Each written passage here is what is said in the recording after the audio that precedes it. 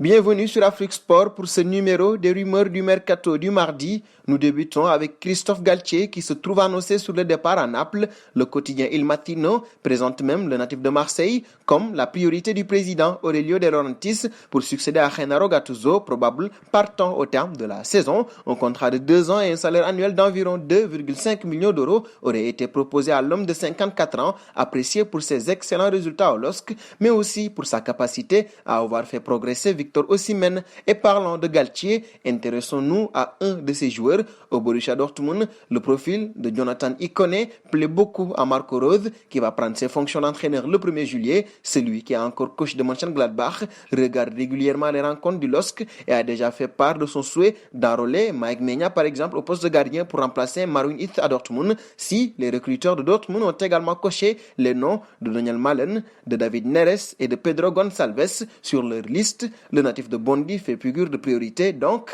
Ikone est très suivi en Allemagne. Et d'Ikone, nous passons à Sancho. On sait que la formation de Manchester United est intéressée par le profil de Jadon. Aujourd'hui, l'international anglais pourrait disposer d'un bon de sortie pour quitter le Borussia Dortmund. Les dirigeants du BVB réclameraient toujours au minimum 100 millions d'euros pour lâcher l'international anglais. Selon les dernières informations du Daily Mail, les Red Devils auraient un plan pour faire baisser ce prix. Ces derniers veulent inclure un joueur, le mancunien, qui pourrait filer en Allemagne est Jesse Lingard, auteur d'une belle deuxième partie de saison à West Ham où il est prêté. Le joueur de 28 ans intéresserait le pensionnaire de Bundesliga. Un saut dans le dossier Trippier. Pochettino souhaite sa venue, même si ce ne sera pas facile, puisqu'en Premier League, Manchester United est très intéressé par le joueur. Sa clause libératoire est de 60 millions d'euros, rien d'impossible, puisque l'international anglais fait partie des très bons joueurs à son poste. Il participe grandement au très beau parcours du premier de Liga, avec notamment 6 passes décisives en 27 matchs, en plus de ses qualités défensives.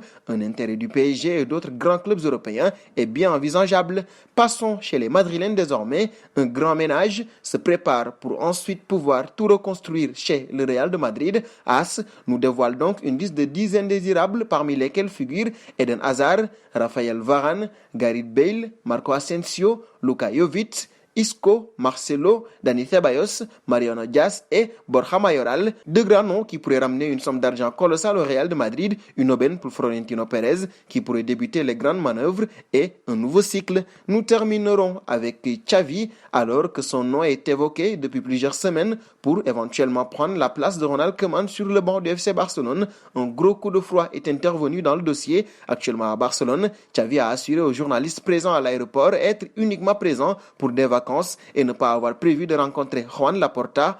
Beaucoup de valises?